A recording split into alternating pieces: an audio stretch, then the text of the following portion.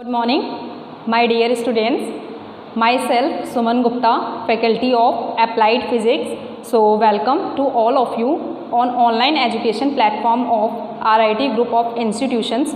So dear students, last class में हमने discuss करा था प्रॉपर्टीज़ ऑफ क्या स्केलर प्रोडक्ट, यानी कि जो भी हमारे स्केलर प्रोडक्ट होती थी या डॉट प्रोडक्ट, हमने उसके कुछ प्रॉपर्टीज़ के बारे में डिस्कस करा था।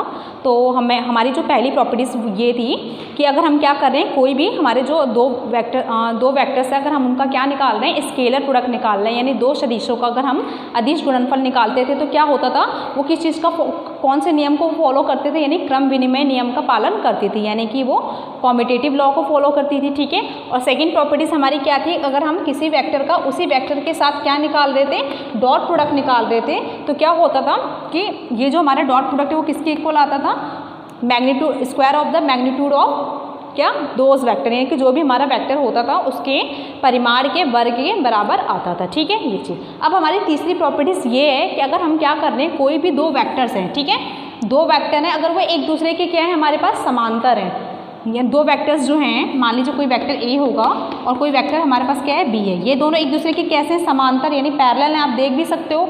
ठीक है, तो क्या होता है कि जो इन दोनों का जो भी हमारा परिमाण आएगा, ठीक है, तो जो हमारा अगर हम क्या कर रहे हैं, दो वेक्टर हैं, अगर वो एक दूसरे के समांतर हैं, तो इन दोनों वेक्टरों का जो अदिश गुणनफल होता है वो किसके बराबर होता है, इन दोनों वेक्टर के परिमाण के गुणनफल के बराबर होता है। ठीक है, तो कैसे होता है अभी हम देखेंगे। ठीक, तो आप तीसरी प्रॉपर्टीज़ लिखिए।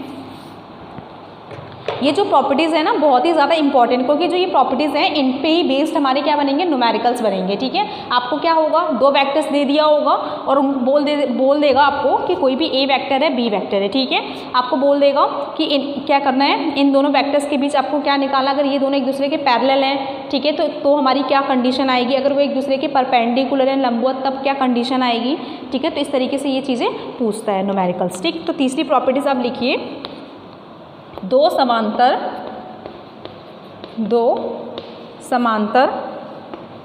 सदिशों का स्केलर ब्रैकेट में आप लिख लीजिए अदिश गुणनफल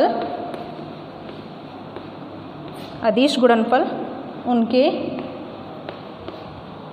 परिमाणों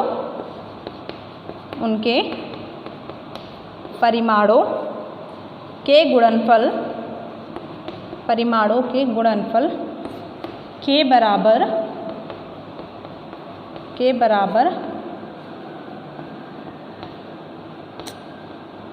बराबर होता है।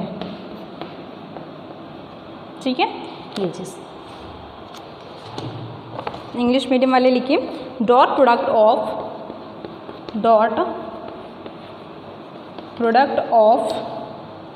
To parallel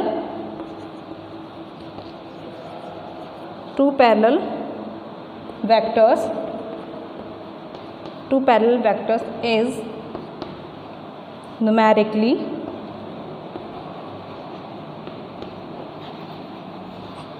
equal to the product of their magnitudes।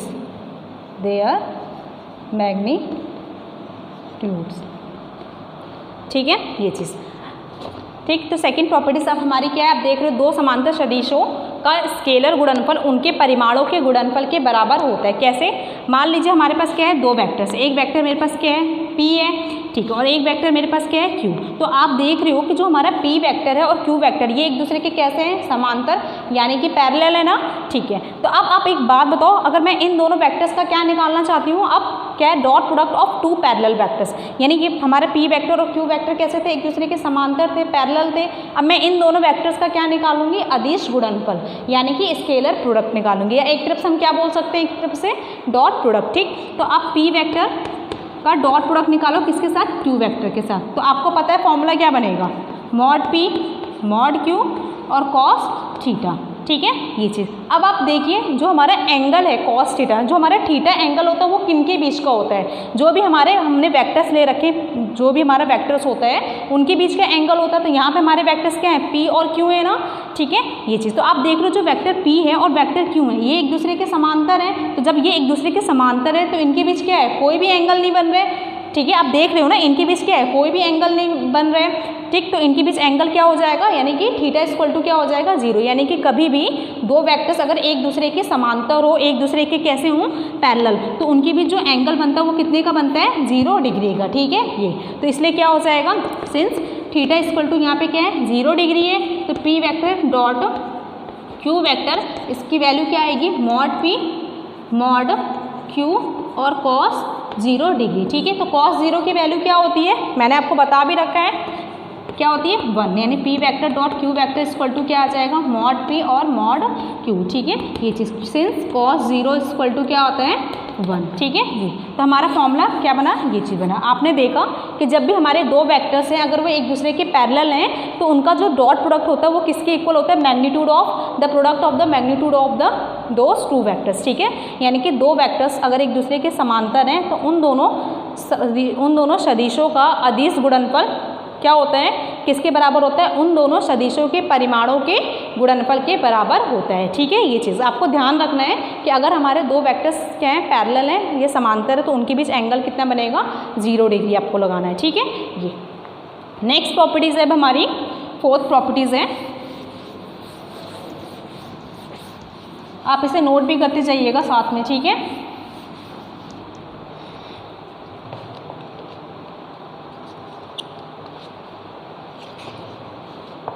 Fourth properties है हमारी, लिख लीजिए आप, परस्पर लंबवत दो सदिशों का अदिश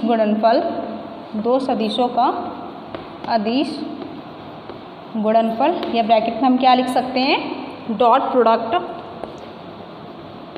डॉट प्रोडक्ट शून्य होता है, ठीक है ये लिखिए, dot product of two mutually perpendicular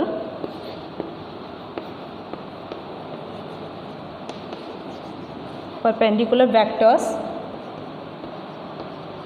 is 0, ठीक है ये।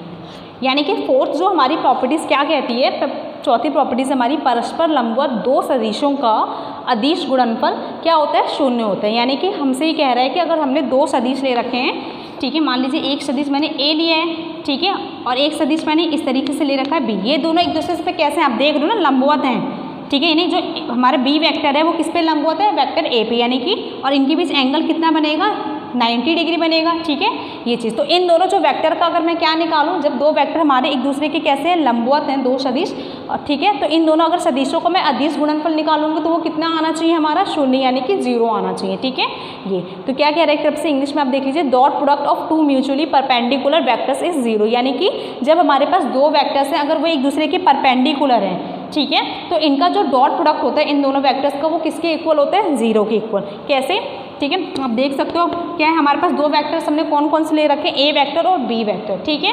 अगर मैं इन दोनों वेक्टर का क्या निकालती हूँ, डॉट प्रोडक्ट, तो निकालिए क्या हो जाएगा, A vector dot B equal to आ जाएगा मॉड ए मॉड बी और कॉस थीटा, ठीक है यही होगा ना।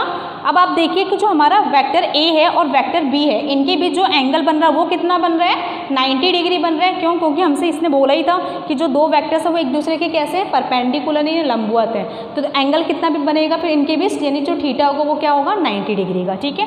अब सिंस आप लिख लीजिए थीटा इक्वल टू क्या है हमारा 90 डिग्री, तो vector A dot vector B equal to क्या आएगा आपका, मॉड ए मॉड बी और कॉस 90 डिग्री। आप थीटा की जगह यहाँ पे क्या करोगे, 90 डिग्री रख दोगे, ठीक है ये। तो आपको पता है कॉस 90 की वैल्यू क्या होती है, 0 होती है ना, आपको ये सारी वैल्यू याद होनी चाहिए, ठीक है ये। तो A vector dot B vector equal to क्या आ जाएगा हमारा मॉड ए मॉड बी और कॉस ये 90 की वैल्यू क्या आती है हमारे पास 0 हो जाएगी, ठीक है ये। तो अगर आप इस 0 की मल्टीप्लाई पूरे के साथ कराओगे तो ये पूरा ही टर्म हमारा क्या बन जाएगा, राइट साइड का 0 हो जाएगा, यानी कि vector A dot vector B equal to क्या आएगा 0, ठीक है। तो आपने देखा क्या होता है डॉट प्रोडक्ट के केस में, जब हमारे दो वेक्टर्स हैं अगर वो एक दूसरे के कैसे हैं परपेंडिकुलर है यानी लंबवत हैं, तो उन दोनों वेक्टर्स का डॉट प्रोडक्ट के किसके इक्वल आता है, 0 के इक्वल आता है, ठीक है ये चीज़, ठीक। तो ये हो गया। और नेक्स्ट प्रॉपर्टीज है हमारी फिफ्थ,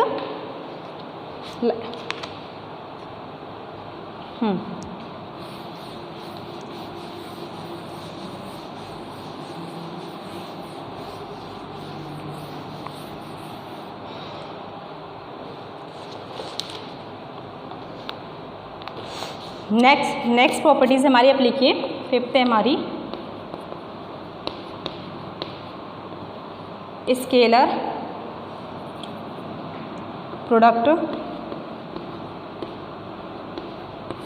प्रोडक्ट वितरण के नियम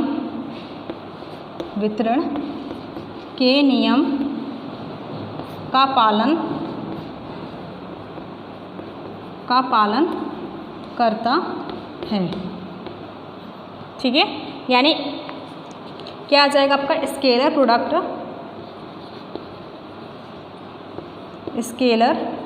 प्रोडक्ट ओबे डिस्ट्रीब्यूटिव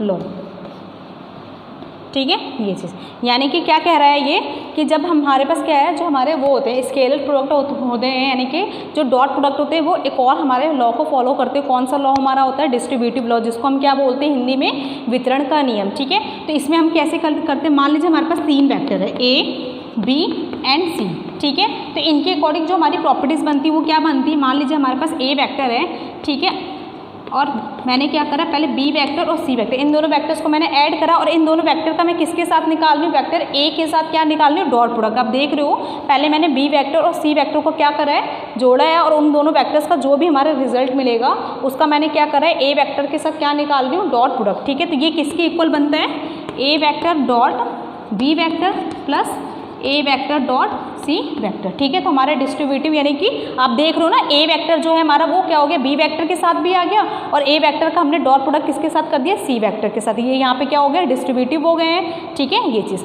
तो यानी कि हमारा जो स्केलर प्रोडक्ट होते हैं, ठीक है, वो क्या करते हैं, डिस्ट्रीब्यूटिव लॉ को क्या करते हैं, फॉलो करते हैं, ठीक है। ये हो गया फिफ्थ प्रॉपर्टीज हमारी क्या है, इसको हम क्या करेंगे, न्यूमेरिकल के थ्रू प्रूफ करेंगे, ठीक है ये चीज़। एंड लास्ट प्रॉपर्टीज जो हमारी है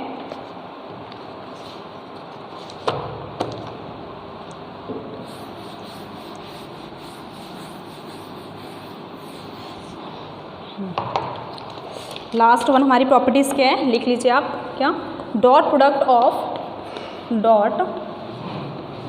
प्रोडक्ट ऑफ यूनिट वेक्टर्स, यानी कि एकांक सदिश का अदिश गुणनफल,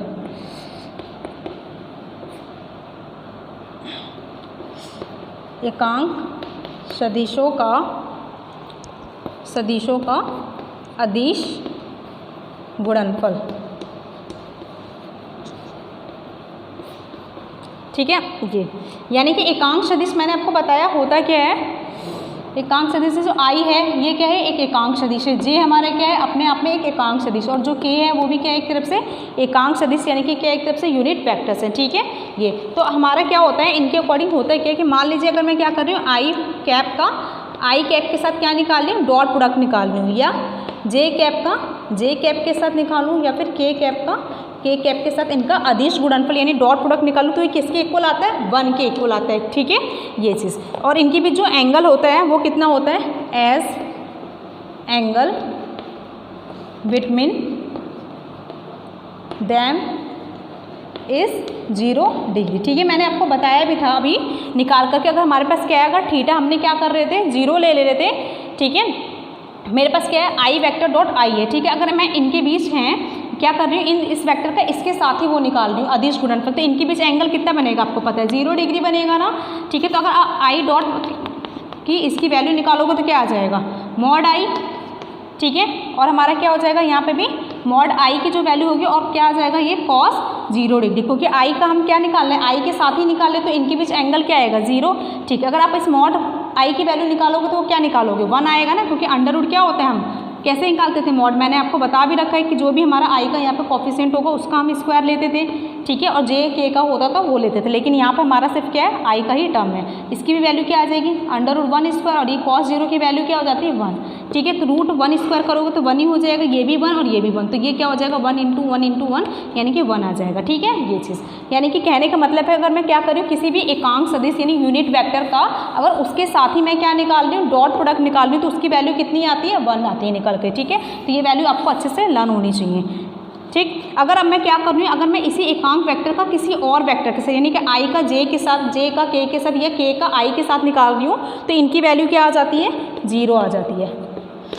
जे का के के साथ और के का क्या कर रही हूँ मैं आई के साथ निकालेंगे तो क्या आ जाएगा इनकी वैल्यू 0 आ जाएगी। ठीक है, एज एंगल बिटवीन देम क्या हो जाएगा इज़ 90 डिग्री। ठीक है, ये मैंने स्टार्टिंग की क्लास में जब वेक्टर की क्लास हो रही थी मैंने आपको बताया था, जैसे कि हमने क्या करा था 3 एक्सिस लिए थे एक्स वाई और जेड। यहाँ पे जो हमारे यूनिट वेक्टर होता था एक्स एक्सिस के अलोंग क्या होता था आई कैप होता था, और वाई एक्सिस के अलोंग क्या हम ले रहे थे जे कैप, और जेड एक्सिस के अलोंग हम क्या ले रहे थे के कैप। तो आप देख रहे थे कि जो हमारा आई और जे है इनके बीच एंगल ये दोनों एक दूसरे के कैसे होते थे परपेंडिकुलर। अच्छा, जो हमारा जे और जो के हमारे यूनिट वेक्टर था ये भी एक दूसरे के कैसे होते थे परपेंडिकुलर, और के और आई भी क्या होते थे परपेंडिकुलर होते थे, यानी इनके बीच क्या बनेगा 90 डिग्री का एंगल, इनके बीच भी 90 और इनके बीच का भी क्या हो जाएगा ये 90 डिग्री का होगा। ठीक है, तो वही चीज़ अगर आप इन दोनों वेक्टर का अगर क्या करोगे डॉट प्रोडक्ट के हेल्प से इनको खोलोगे तो क्या आ जाएगा मॉड आई मॉड जे और क्या आ जाएगा cos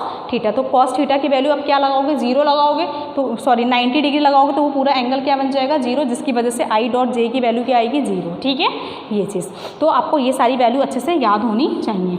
अब हम क्या करेंगे नेक्स्ट क्लास में हम ये जो हमारे स्केलर प्रोडक्ट है इस पे बेस्ड हम कुछ न्यूमेरिकल सॉल्व करेंगे। ठीक है, तो लेकिन उन न्यूमेरिकल को सॉल्व करने से पहले आप एक बार इन चीज़ों को प्लीज़ ज़रूर रिवाइज कर लीजिएगा, क्योंकि आपको सारी प्रॉपर्टीज़ पता होनी चाहिए एक एक अच्छे से कि जब हमें क्या करना है किसी भी दो वेक्टर से अगर उन्हें हमें परपेंडिकुलर प्रूफ करनी है तो उसकी क्या कंडीशन होती है, अगर हमने दो वेक्टर्स को एक दूसरे के पैरेलल प्रूफ करना है यानी समांतर तो उनकी क्या कंडीशन बनेगी। ठीक है, या अगर हमारे पास दो वेक्टर्स दे रखे हैं उनके बीच मुझे क्या निकालना है स्केलर प्रोडक्ट उनका निकालना है तो मैं कौन सा फॉर्मूला यूज करूँगी कैसे सॉल्व करेंगे। ठीक है, तो ये सारी चीज़ें एक बार आप अच्छे से रिवीजन कर लीजिएगा ताकि आपको न्यूमेरिकल सॉल्व करते समय कोई भी प्रॉब्लम ना हो। ठीक है, सो आज के क्लास में बस इतना ही। So thank you so much and have a good day.